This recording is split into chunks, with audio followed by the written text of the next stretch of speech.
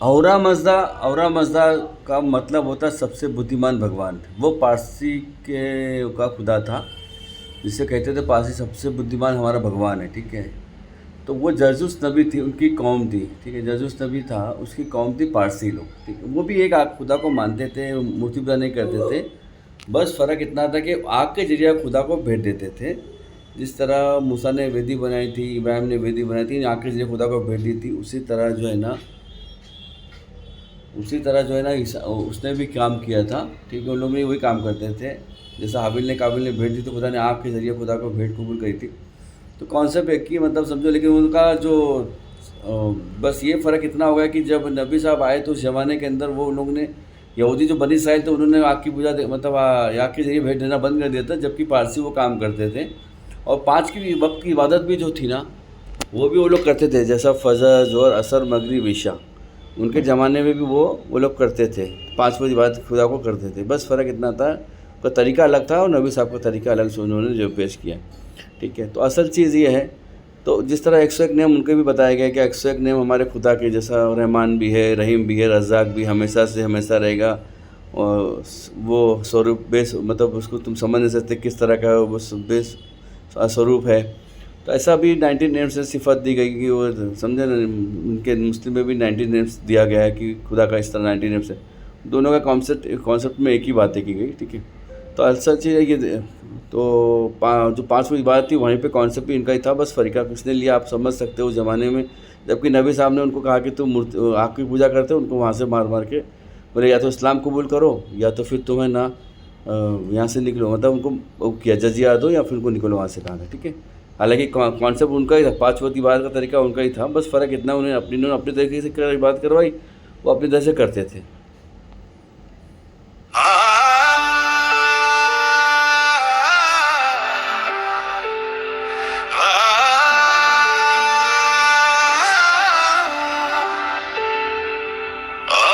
मज़दा सबसे बुद्धिमान, सत्य का प्रकाश, धर्म महान, पवित्र अग्नि के सम्मुख खड़े पांच गांव में तुझे पुकारे हम।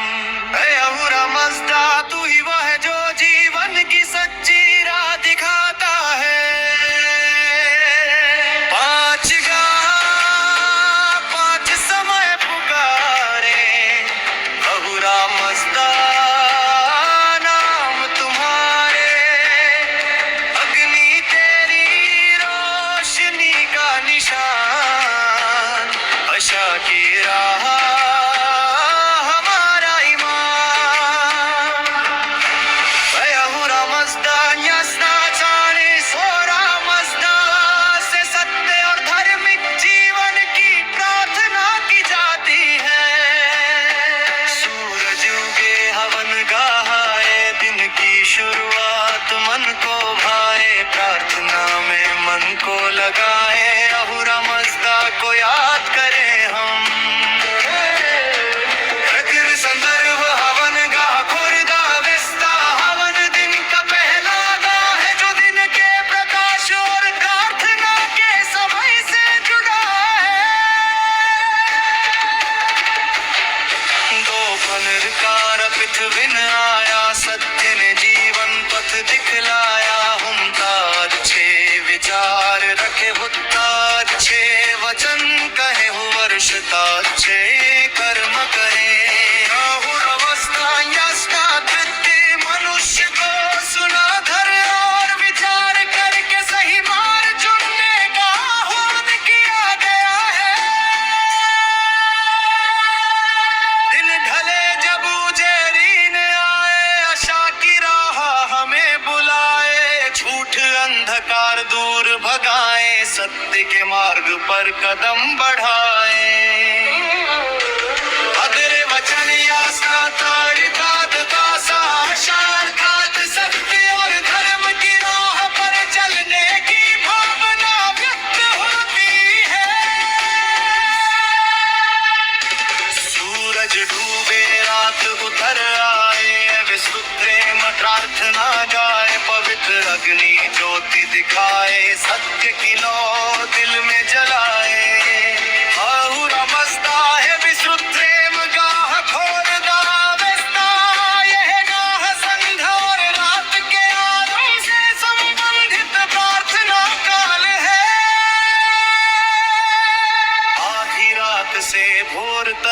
होशहीन में जागे मन हर पल, रात के बाद सवेरा आए, अहुरा मजदा सत्य दिखाए। गिर संदर्भ होशहीन गाह खोरदा, विस्ता होशहीन पांचवा का है, जो रात के समय से भोर तक की प्रार्थना परंपरा से संबंधित है।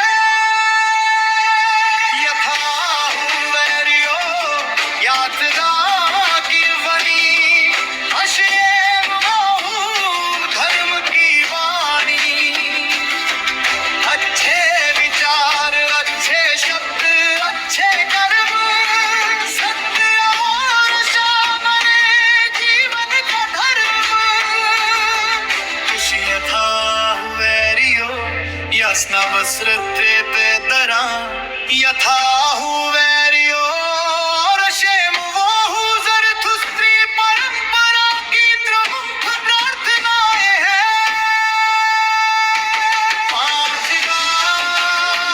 पांच समय अहुरा मस्ता की ओर चले, अग्नि भगवान नहीं, प्रकाश का प्रतीक बने। सत्य की राह नेकी की राह, आशा की राह पर चले, अहुरा मस्ता है बुद्धिलाल तेरे सत्य के प्रकाश में पले। अहुरा मस्ता यास्ना तित्ती शशांक सत्य धर्म के मार्ग को चुनने की प्रेरणा। अहुरा मस्ता यास्ना धरती सत्य और धर्म के मार्ग को समझने तथा अपनाने की भावना।